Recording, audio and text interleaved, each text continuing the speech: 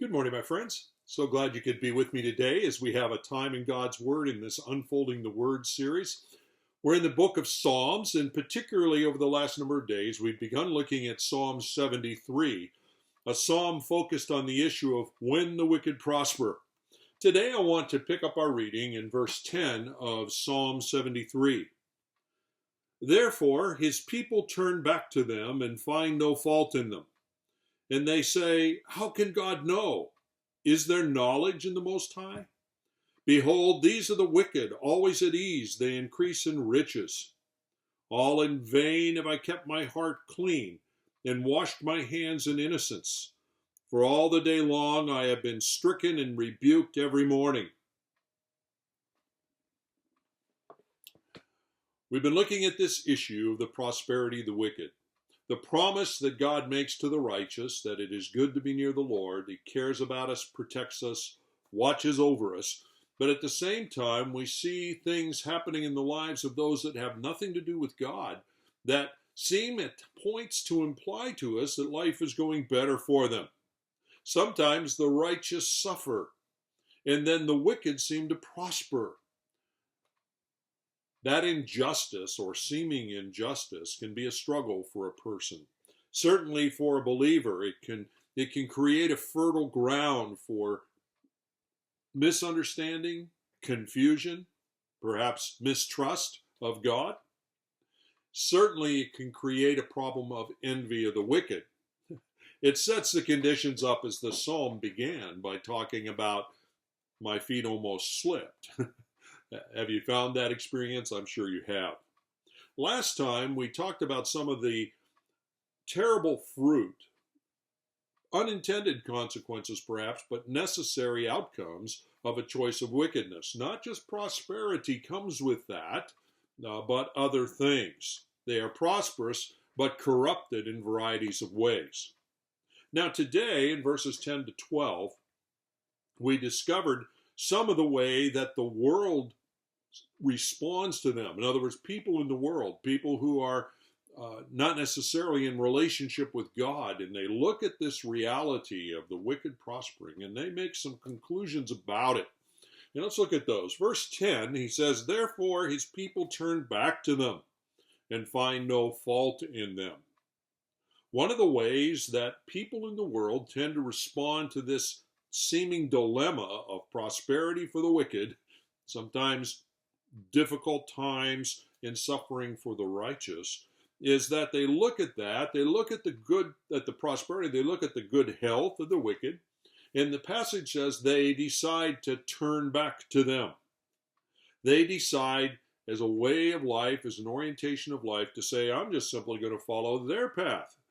I've looked at people, I've looked at the outcome of their lives. This group seems to get wealthy. This group seems to be able to be healthy, and I want that. And I don't care what other things I see about their life in terms of moral considerations. What they seem to have achieved by what they're doing, that's what I see as the goal of my life, and so I'm going to follow them. Maybe in some cases, even the structure here in verse 10 of Psalm 73 would imply that they'd started to take steps toward a righteous life, toward seeking after God, not gone all the way, but we're taking steps that way. And then in seeing this dilemma, this reality, they then pulled back from that and said, I'm going to go back. And by the way, don't miss this point. Therefore, people turn back to them. You can't turn back unless it's a place you came from. In other words, people in the world are no different from the wicked, prosperous person that is being identified in Psalm 73. All of them have come from that direction. They may have been turning briefly from it, but now they're returning back to what had been formerly true of them. So there's the point. Some people, looking at this dilemma of prosperity for the wicked, suffering at times for the righteous, look at it and say, I'm going to follow the way of the wicked. Seems to be resulting in better outcomes. So have you ever known that to be true in the people that you've seen, in the society, in your culture, in your neighborhood, in your family? Secondly, verse 10 says, not only do people make the decision in seeing all of this to turn back to them, but at the same time, they decide the way the ESV puts it, they find no fault in them. Some, as they look at the apparent success of the wicked, and correspondingly some of the suffering at times of the righteous and godly, they look at the wicked and they find no fault with their way.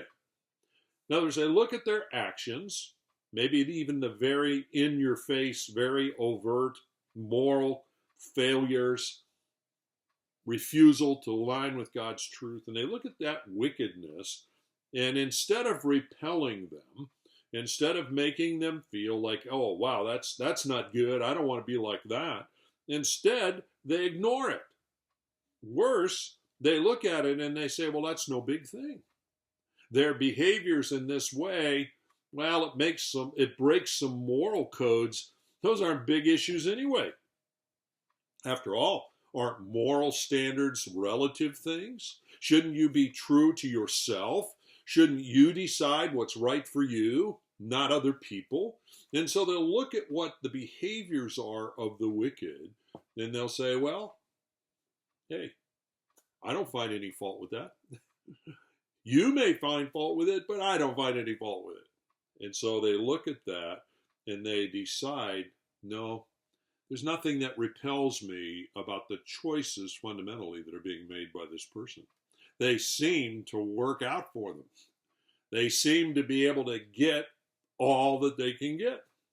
And so it increases the likelihood, once somebody's drawn that conclusion that there's no fault really in the moral choices of such people, once they've drawn that conclusion, then they're all the more likely to turn back to them, as we already saw, and follow the way of the wicked, of the rebel against God. They follow their example and go the whole way.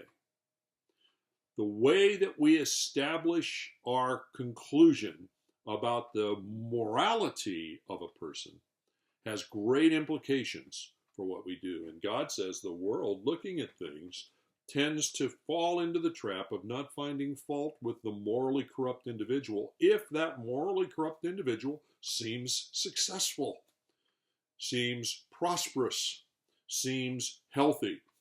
We decide, well, maybe morals aren't absolutes anyway. And so I won't find fault with them, I won't put them down, and I may turn back to follow the way that they're following. Do you see? So sometimes that's the way it's responded to. Verse 11 moves to yet another level of this, and it says, and then they say, talking about the world, and as they view the wicked, then they say, well, how can God know? Is there knowledge in the Most High? Behold, these are wicked, always at ease. They increase in riches.